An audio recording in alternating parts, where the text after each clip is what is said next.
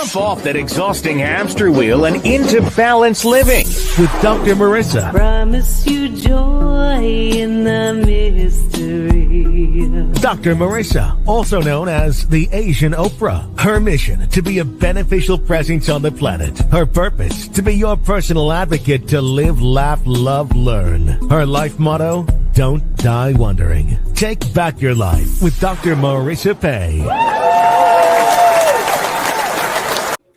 And welcome. You are tuned into Take My Advice. I'm not using it. Get balanced with Dr. Marissa, the morning show here on KCAA, NBC News Radio, AM 1050, FM 102.3, FM 106.5, and streaming everywhere. iHeartRadio, Stitcher, Spotify, Amazon Music, iTunes, Audible, and more.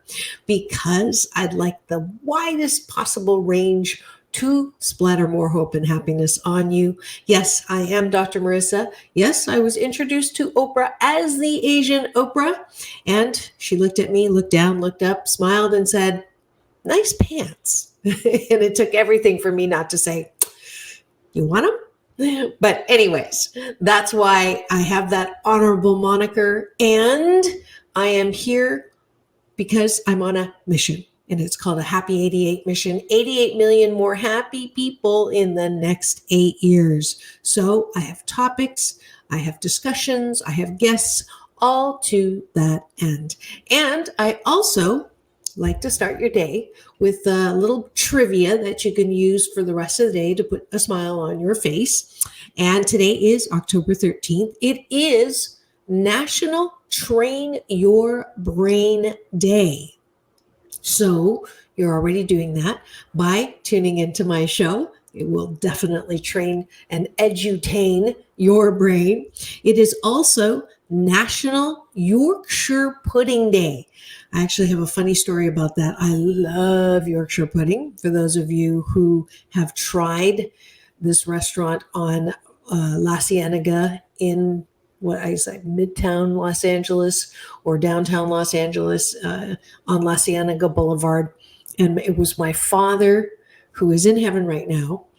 No, that's not the prayer. My actual father is on the other side. He passed when he was, 70 of lymphoma, but I don't mourn because I know that he's loving me with the most amazing power of undying and eternal love from the other side. But this reminds me of a story because Yorkshire pudding is one of the things that is really delicious that Lowry's, the restaurant, makes. Yes, Lowry Spices. They also have a prime rib place, and it was my father's favorite restaurant. So every time he came to visit, we would go to Lowry's prime rib. And I would get the Yorkshire pudding. And one time we were waiting in line ready for the seating to happen. And all of a sudden we hear these sirens coming up and it's like, oh no. And the EMT pulls in and they come out, they go in the restaurant and they bring this guy out in a stretcher. And we're like, oh my goodness, I hope he's okay. Sorry, he is okay. I found out after, but he's being wheeled in a stretcher, laying on his back, strapped in, and on his tummy was a takeout bag of Lowry's. His dinner probably was one of the reasons that he was in the stretcher because red meat's not great for your arteries, but I just, the visual always makes me laugh. And you know that laughter is my favorite sound in the world. So I had to share that little funny story. If you see the visual and you're laughing, that's good because laughter is cardio for your soul. All right. And what else is it? It is National No Bra Day. So if you're on your way to work and you hate bras, you can, well, make sure you're not wearing something see-through, but you can go to the bathroom, take your bra off, stick it in your purse or something, and celebrate National No Bra Day. Another one is, that reminds me of Seinfeld and the man's ears. Another great way to laugh is go watch Seinfeld. National Curves Day, talking about bras. And I am myself trying to be okay with my curviness in my ageless later years. I don't look like the model I used to when I was a model for 8 years. And sometimes I get down on myself because I really wish that I looked as thin as I did then. But I am learning how to embrace my curves and to be okay with my curves. So that's National Curves Day. And it is also National Metastatic Breast Cancer Awareness Day, as well as National Emergency Nurses Day. So if you know anyone who has breast cancer and is recovering through it, please reach out and give them some love, as well as any nurses that are out there front line. I think the nurses have done an amazing job, a very difficult job, and I just wanted to take a minute to thank our nurses and also to celebrate the healing that anybody with breast cancer has been going through. All right, deep breath of appreciation and gratitude to you all. Beautiful. All right. And I'd also like to recognize those today. And I would also like to recognize those who lost their loved ones in the horrific Orange County massacre, also known as the Seal Beach Salon shootings. That was 10 years ago yesterday. And today actually was the day that an article came out in the Orange County Register that I was compelled to write after spending an entire day in the library where all the families of the victims of the Seal Beach Salon shootings were being detained by the police, waiting to hear details. And it was an interesting story how I actually ended up in the library that day. I had gone by, offered my services, and said, if you need anyone to help, I do grief work and grief counseling. And they said, no, thank you. We have people who are coming to do that. That's their job. And I'm like, okay, cool. I left the library and I had gone literally maybe 100 feet and I heard my name. And a friend of mine who had just seen at the gym that morning ran into my arms and said, you have to come, you have to come, you have to help. Paul just lost his wife, Christy, and he's on his way. You have to stay. And so I stayed and met him on the lawn, helped him to the library. I was going to turn around to leave and he grabbed my arm and said, no, come. And I was in the library and, just really helpless with obviously a lot of tears and a lot of anguish as they waited to hear what was happening with the family. And I tried to leave again. And this time the sister of Christy came in, Stacy, and she's like, what are you doing here? And I said, what are you doing here? And then it dawned on me that was Paul's sister-in-law and Christy's sister, and I didn't know. And so I was taken back in there, and I think I tried to leave one more time, and it was just obviously meant for me to be in that library that day. And I wrote about the experience and remember sitting, 4 a.m. after that day in the library. And I didn't want to write it. And I was told by the police that we weren't supposed to talk about it. They knew what I did for a living on the air. And so I, didn't post it, didn't do anything, but I was woken up at 4 a.m. Actually, I don't even think I slept that night, but the voice said, go and write. So I just sat down and I wrote, and the words just flowed right through. And when I finished, I remember sitting there thinking, if I send this, my entire life is going to change. And it was this, like, I don't want to send it. Maybe I don't want to send it. But I was just compelled. I didn't have a choice. Like, this was supposed to be written. And so I hit send. I had a contact at Orange County Register, not knowing what they were, and then Sure enough, it was published front page the next morning. And the great thing is I've had so many people read that who've had tragedy in their lives themselves and thank me. And they were not my words. I really believe that I was, whatever that process is, I just sat there and let the words come. And same way that my book was written, it's like it wasn't my idea to write a book about happiness too. But sometimes if we say, my will be aligned with thine and speak through me, don't let me get in the way, and let the words be thine and the voice be mine, or the writing be mine, then we do what we're supposed to do. And that's how that article was written. That's how the book was written. That's how people continue to thank me for helping them process through their grief. And then I began to do a lot of speaking on that. And it's 10 years. It's been 10 years since that tragedy.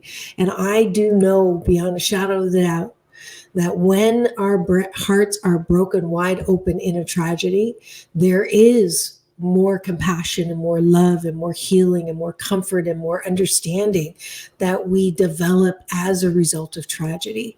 So it is part of my discipline. It is part of what I teach. It's part of what I coach, is that when there is tragedy, it's not just a silver lining. I've learned to ask the question, it's not what happened to me, it's what happened for me.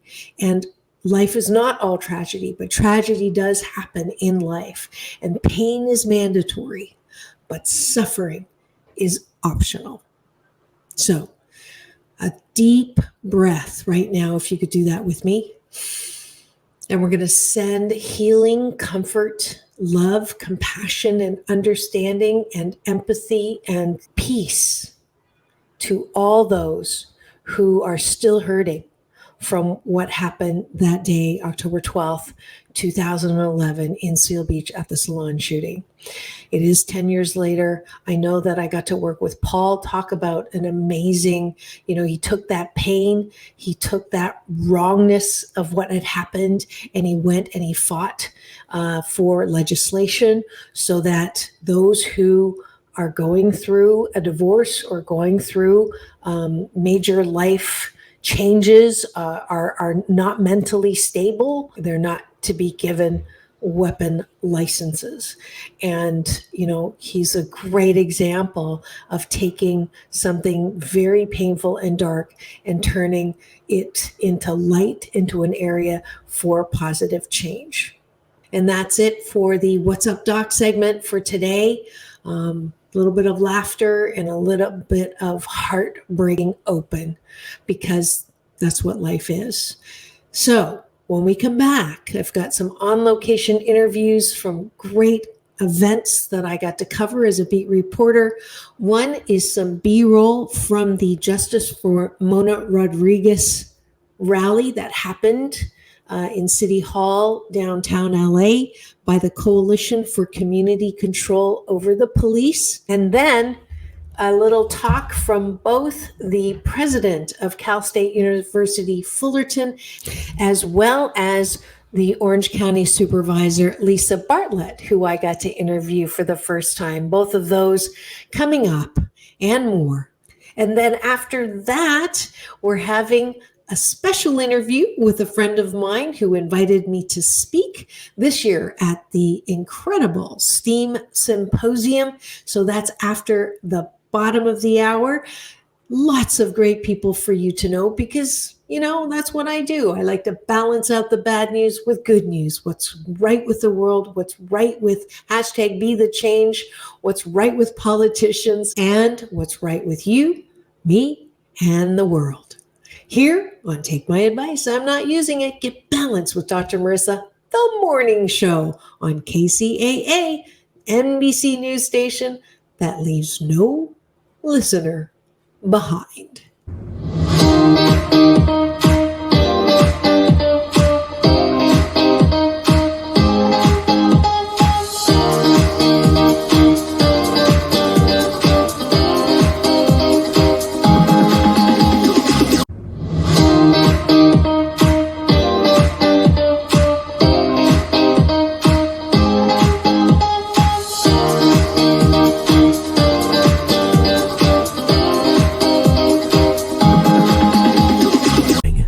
back your life with Dr. Marissa Pay. And we're back. You're tuned into Take My Advice. I'm Not Using It. Get Balanced with Dr. Marissa, the morning show here on KCAA, AM 1050, FM 102.3, FM 106.5, and streaming everywhere, including my YouTube channel. And if you free subscribe, you will get an alert every 8 a.m. when the new show drops that you can go and enjoy there at your leisure, as well as, I'm on iHeartRadio, Spotify, Stitcher, and all those platforms. But if you want to watch and listen, go to my YouTube channel where there are almost 250,000 views, and you get my red carpet playlist as well with my interviews with Halle Berry, John Travolta, Quincy Jones, and more. And as promised, here are my on-location interviews at some great events that are going around LA and Orange County. Enjoy. I'm one of the organizers of a coalition for community control of the police, and I have a question. If George Gascon's job isn't to prosecute this officer, then I don't know what he's doing in here except playing political musical chairs from San Francisco to LA. Good afternoon, this is Dr. Marissa reporting live. You know me as the Asian Oprah. I'm here in front of Gascon's office, downtown LA, and there's some young people behind me who have a voice. Hi, Mike. And what are you doing here? We're here to demand justice for Mona Rodriguez. There's no need for any kind of armed officers to be at school. That's ridiculous. Now, are you related to the family or no? And so why would you care?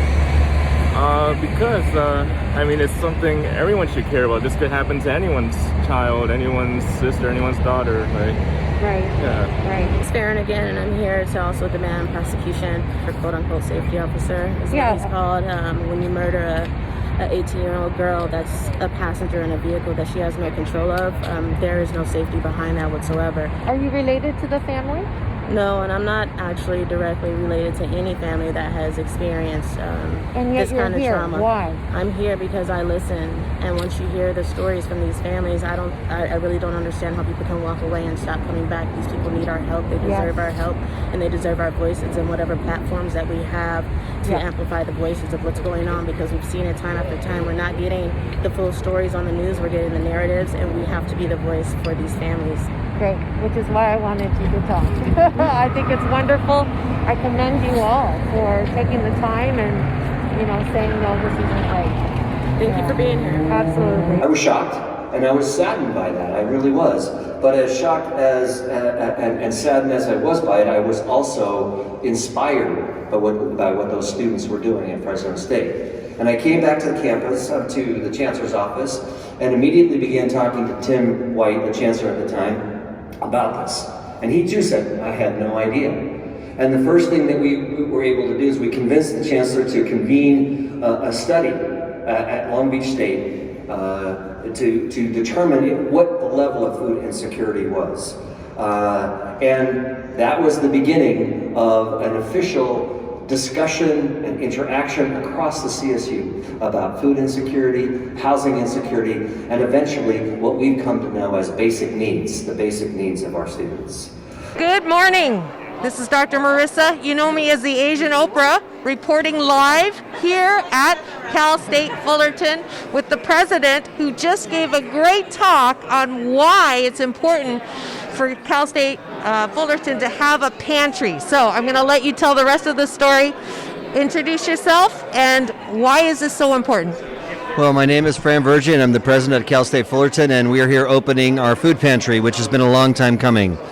A lot of people out there probably don't realize that our students, our college students, are what we call food insecure and housing insecure, meaning that they don't know where their next meal is coming from, and they may not have eaten a healthy meal in several days. Sometimes they don't know where they're going to sleep tonight, and they're trying to make ends meet and go to class, study, learn, and prepare themselves to be the amazing citizens that they can be in our county, and we need to do everything we can to help them do that. So that's what this food pantry is about. It's hugely important to make sure that they're prepared, interested, and ready to learn in the classroom. Fantastic. I was very impressed by what you're trying to do over and beyond the education of our young people. So I'm going to give you Dr. Marissa's Beneficial Presence on the Planet Award. Oh, thank you so much. I appreciate that. And at the end of every show, I do this peace in, Okay. peace out, world peace through inner peace. Ooh, I love that. Dr. Marissa reporting live, balancing out all the bad news that's going around and showing you and presenting you with what's right with the world, what's right with people, what's right with presidents. Thank you so much. Thank you. Appreciate it. Good morning. This is Dr. Marissa reporting live. You know me as the Asian Oprah. I'm here at Cal State Fullerton in the new pantry with an Orange County Board of Supervisors. So, could you introduce yourself and tell me why you're here? Lisa Bartlett, Orange County Supervisor for the 5th District. And I'm here today to celebrate the grand opening of the pantry at Cal State Fullerton. And I'm just honored to have played a small part in this great endeavor. When you think about it, education is important, but nutrition is equally as important. And we want to make sure that all of the students here have access to good, nutritious meals. Yes, this whole idea of food insecurity, especially in as large of a county, what would you say, we're number 6 in the world? Orange County is the 3rd largest county in the state of California, of the 58 counties, 6th largest county in America. So our county is bigger than 22 states.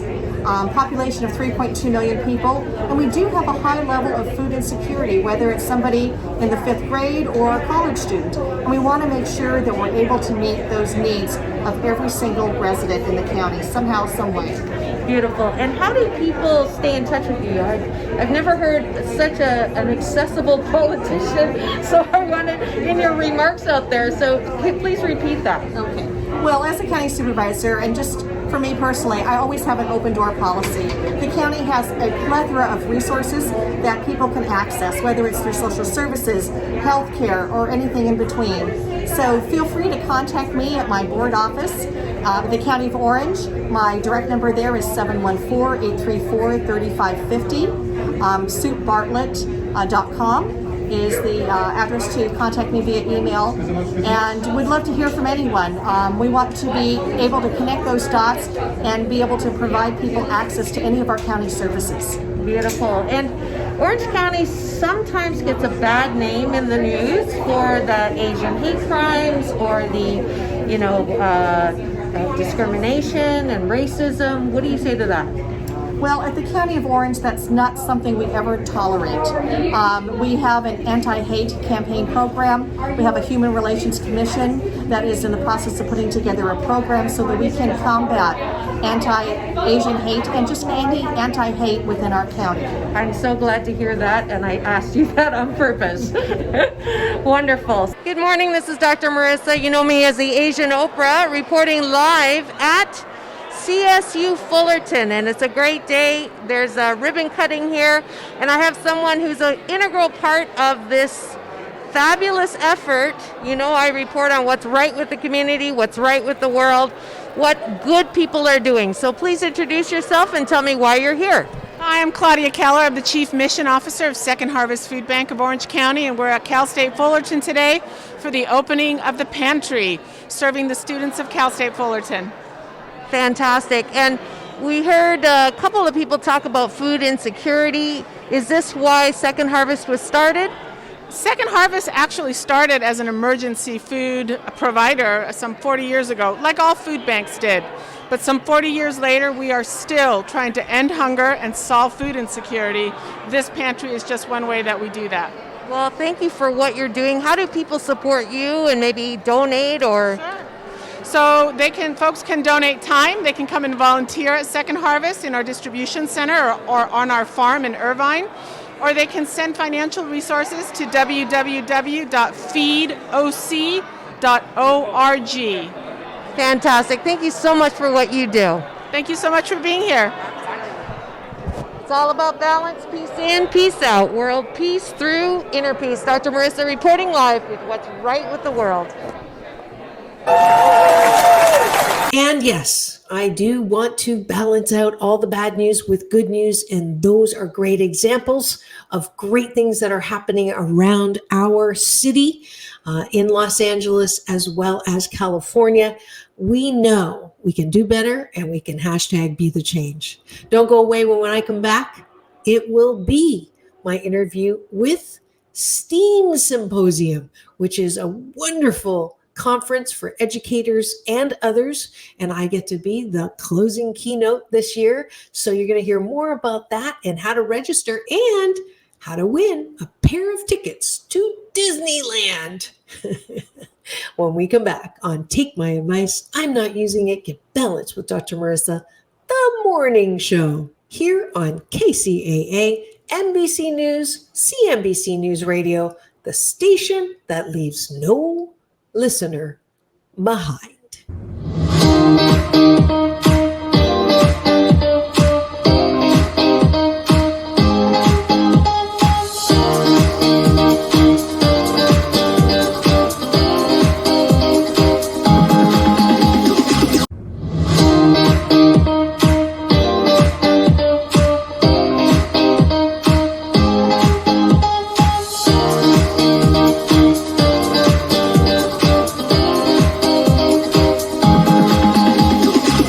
Take back your life with Dr. Marissa Pay.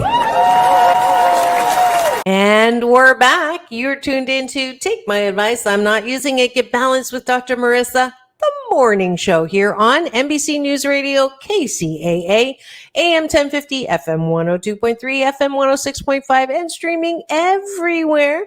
iHeartRadio, Spotify, Stitcher, Amazon Music, and more.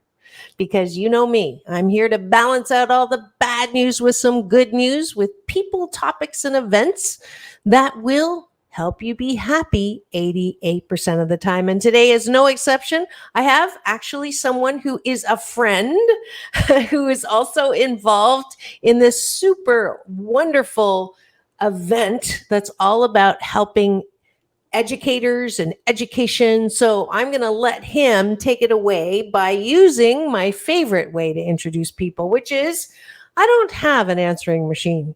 I have a questioning machine. And when you call me, it says, "Who are you and what do you want?" So, Glennon, who are you and what do you want? Hi, everyone. My name is Glennon Stratton. And Dr. Marissa, thank you so much for having us on the show. Super excited to be here with you and to share a little bit about the California STEAM Symposium and what we have going on. Sounds great. So I'm actually one of your keynote speakers, which I'm very excited about. And this is actually an event for who and what will they learn? Sure. So this is an event targeted primarily towards educators. They could be after-school educators, they could be teachers, they could be principals, but basically anyone who touches a child's life. Our focus is STEAM education. We see that as interdisciplinary education. That could be early education, elementary, middle, high.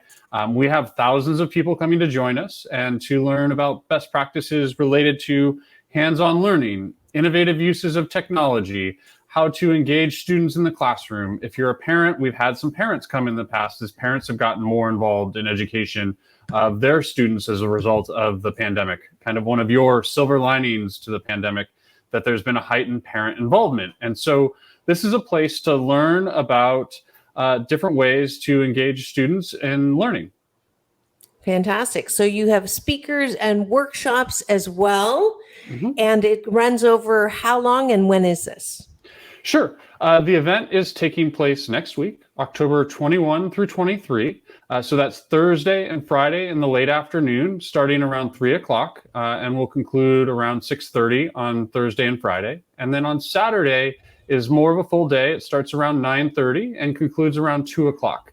And this event is co-hosted by the California Department of Education, the California Commission on the Status of Women and Girls, and my foundation, the CDE Foundation. And I will also add that equity is really at the center of what we do. We want to be an inclusive space. That's why we've engaged people like you and many others to come share your experiences, share best practices about engaging every student, not just what is predominantly seen in the STEM or STEAM fields. Wonderful. And the best news for anyone who's outside of Southern California area, or has an aversion to wearing masks, you don't have to, because it is 100% virtual. So everybody can attend. You have no excuses about travel. So everybody can come and give us a sense of the variety of topics that people can tune into and participate in, as well as, even though I know I'm your favorite keynote, there are other really fascinating keynotes that when we did our planning meeting, I was really honored to be considered in the space with them. Sure. We have 3 additional keynotes. Dr. Moo Cooper is a scientist and NASA/JPL expert, and really was instrumental in the creation of the Mars rover. She will be kicking off our event on Thursday. And then on Friday, we have Gabby Rivera of Marvel Studios. She's an author and graphic designer, and really focuses on inclusivity through her art. And then on Saturday morning, prior to you, we have Kate Stanforth, who is a disabled dancer, and will be taking us through some dance routines and sharing her story. She runs a dance studio from her wheelchair. So we really try through all of our keynotes, including you, who our closing keynote is Dr. Marissa. So we hope you'll come and see her there as well. We really try to show a different spectrum of the possibilities. And I'll also just call out that this year, as you mentioned, is virtual. It is also the first year that we've had an all-women keynote stage. So really excited about that. And the women taking over the stage is really exciting. Very, very exciting. So registration is where? Sure. Registration, you can go to steamcalifornia.org to learn more about the event. You had asked about some of the topics and things that would be covered at the event. We have a wide variety of topics, from computer science and education to arts, media, and entertainment to early education. Anything that might fit in that STEAM acronym will be at our event. And the core focus of the event, I would say there are 2 main themes to the event that most of the presentations fall under. One is share the joy of learning, and 2 is advancing STEAM equity. So those are the 2 biggest, broadest categories of how we look at the event. Great. And STEAM stands for, S is for science. Let's see if I can get this right. T is for, I lost it already. Technology. T is for technology, thank you. E is for engineering. A is for arts, and M is for music. No? Math. Can you tell which one I prefer?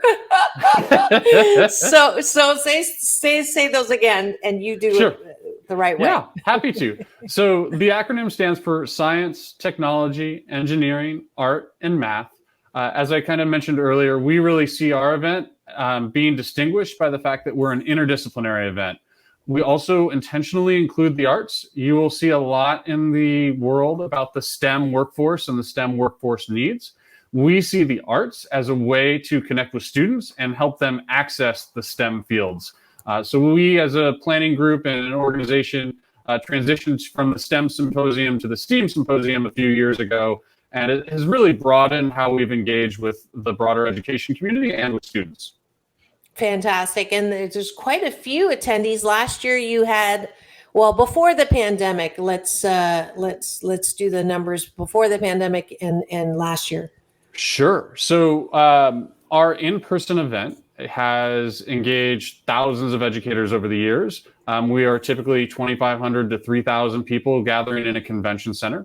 Last year, one of the silver linings of the pandemic, as you had mentioned, was that people didn't have to travel. And so we were able to engage a lot more folks. Our reach through our symposium and our year-round programming has reached all 50 states in the United States and 50 additional countries outside of the United States. Last year, during the symposium itself, we had about 1,600 people join us at some point during the 3 days. Fantastic. So this sounds like a program that should cost lots and lots of money, but I'm happy to say that it is only how much? Sure. Yeah. So thanks to our presenting sponsor, Chevron, and all of our other supporting sponsors, we're able to bring this to the education workforce. The current ticket price is $285. but we have a special offer for you and for all of your listeners here. If you use the discount code HAPPY88, Marissa's favorite, HAPPY88, you will receive $88 off of your registration. So it'll be just under $200 for you. Fantastic. And I also understand that you have a competition that's going on in a couple of days. Sure. It's not really a competition, but if you register by October 14th, you will be eligible for some really cool prizes. One being a family trip to Disneyland in 2022. So a trip for 4 people to go to Disneyland with some expenses covered and tickets and things like that. So highly encourage, if you're listening to this and are curious, definitely go check it out before October 14th. That would be the best time to be eligible for some of our great prizes. Fantastic. So a trip to Disneyland in 2022 is one of the prizes if you register by October the 14th. So October the 14th is the date. So don't delay. Register now. Use the discount code HAPPY88. You all know it's all about my Happy 88 mission, 88 million more happy people in the next 8 years. And you'll also get your Asian Oprah giveaway, which is $88 off of the ticket. So 3 days of full on education, entertainment, what I call edutaining. I'm also doing a breakout session in addition to my keynote where you'll learn balanced Tai Chi Gong. Some of you have been asking about that, my moving meditation that promotes inner peace one breath at a time. I think I'm doing 2 mornings of that, as well as showing my first new short film called The New PPP, Post-Pandemic Possibilities. So for that and so much more, please go register at STEAM.org at STEAMCalifornia.org. STEAMCalifornia.org. Well, thank you so much, Glennon, for joining me today. Is there anything else that you wanted to add before I let you go back to the planning? No, we just hope that you, as a listener, would consider it. Know that this is the future of education. Know that this is the future of our workforce, the future generation that we're trying to support.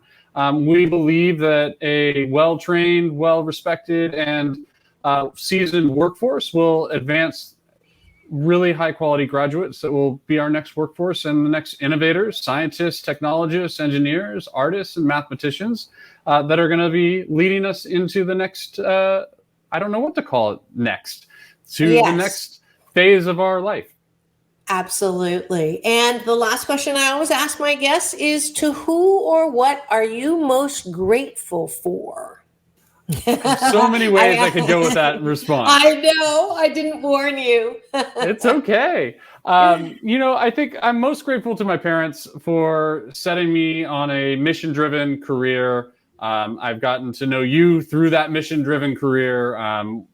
For those of you who don't know, Dr. Marissa and I share our crewmates on a sailboat for the U.S. Sailing Center here in Long Beach, and it's a nonprofit sailing facility, and we do outreach programming to deserving youth here in Southern California. And I'm now working in the K-12 education space, and just really grateful to my parents on setting me down a career path with purpose.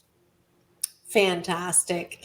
All right. And that's it for this segment of Take My Advice. I'm Not Using It. Get Balanced with Dr. Marissa, the morning show here. And to end show number 554, but who's counting today, I thought I would give you a sneak peek into something that you are going to see if you go to the STEAM Symposium. And that is my new short film, The New PPP, Post-Pandemic Possibilities.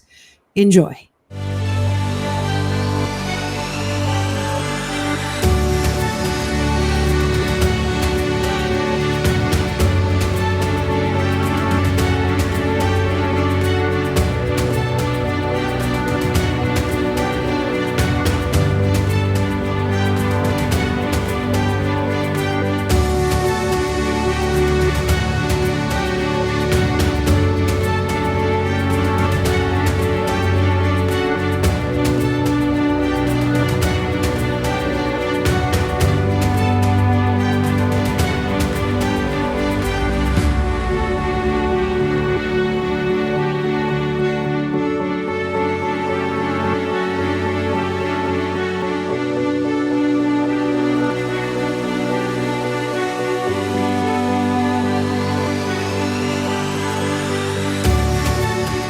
It's been a tough, horrible, unanticipated, unprepared for, crappy year called the pandemic.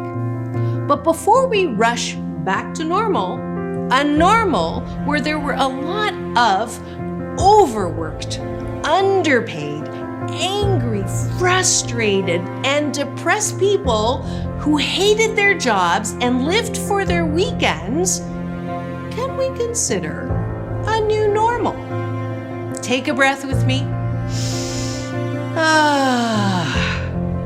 And consider a new PPP, post-pandemic possibilities. What if conforming to the world was exploring the world? What if the question, what do you want to be when you grow up, little girl, turns into how many streets of life do you want to explore? What if there was another way to grow up believing in yourself so that you don't have to attend the school of hard knocks? What if the current push to do well in subjects that you are not good at, or choose a school that you can't afford, or to declare a major when you are still a minor in life are not the pressures that cook us raw? What if there was another career path where words like rat race and dog eat dog and climbing or clawing our way to the top are not in our career ladder vocabulary? What if big business control and imbalance resulting in people stuck in jobs they hate, contributing to dreams that are not their own, were BS belief systems that had to be called out? Like cookies that had to be deleted in a mind browser.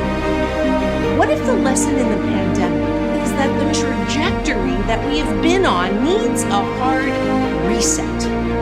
What if the real virus in our society is currently structured to help a few and hurt many? What if we could say, help our own and help others in the same breath? What if we grew up with global patriotism instead of warring nationalism and not afraid of helping socialism? What if we were taught how to see past skin color and learn how to value others for who they are? What if you were taught how to value who you are, especially when value was not found growing up at home? What if I knew I was important without anyone telling me? What if I knew that I was of value so that I didn't have to go around asking people to appraise me? What if world peace started with an okayness with ourselves, who we are, and what we think in the imperfect, perfect persona that we splatter on this world? What if we learned self-care skills so that we wouldn't thrash about so much when we were in the middle of the dis-ease with life? What if we could care for others without hurting myself? What if we valued ourselves enough to take care of our own selves, our body, our mind, and our soul?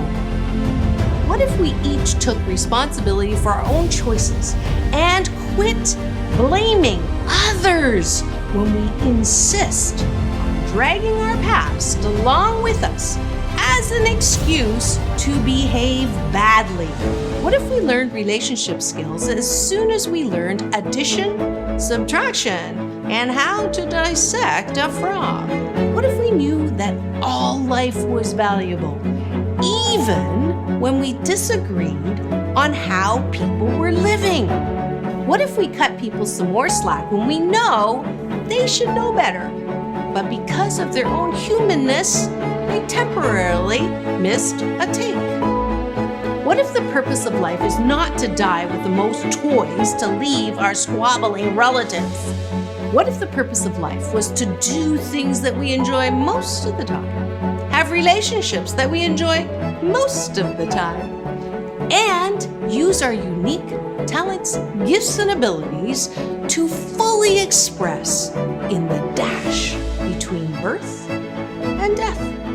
What if there is nothing to be afraid of? What if everything that happens to us is for our divine and best good, even if it doesn't feel good? What if death is not that big of a deal? What if the concept of death is not the hill we want to die on? What if tragedy is not really tragic? What if people dying in tragedy has purpose in releasing more love that we may have trapped inside our minds and our bodies? What if challenges that we face because of skin color or physical limitations or gender or our differences are all conditions that can grow and chisel and elevate us into the most magnificent of sculptures?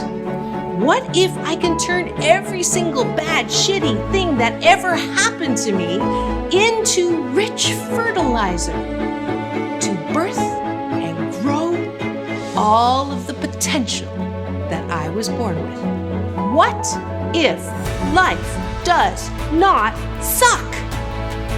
What if I knew I was one of a kind wonderful, that I had a unique gift, talent, and ability to unleash on life one glorious year, day, month, and season of life? What if, as a direct result of this horrible pandemic, we could rise out of the ashes with the new PPP, post-pandemic possibilities? Well, you can. You can rise. You can live in my what if. It just starts with choosing happiness, choosing to love this thing called life, and drop the rock of BS belief systems that have tricked you into thinking that you are not enough. Because all of this is possible if you choose to believe in you first and foremost. Because the buck stops right over here with you, with me, and with us. The sooner you turn "it's impossible" to "I'm possible," the what ifs become possible too.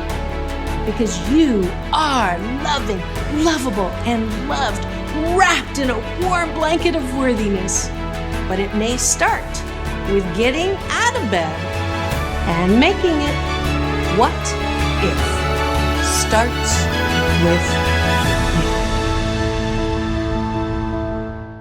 Hi, I'm Dr. Marissa, broadcasting live from this thing called life, trying to get you to drink my rose-colored Kool-Aid and join my Happy 88 mission, 88 million more happy people in the next 8 years.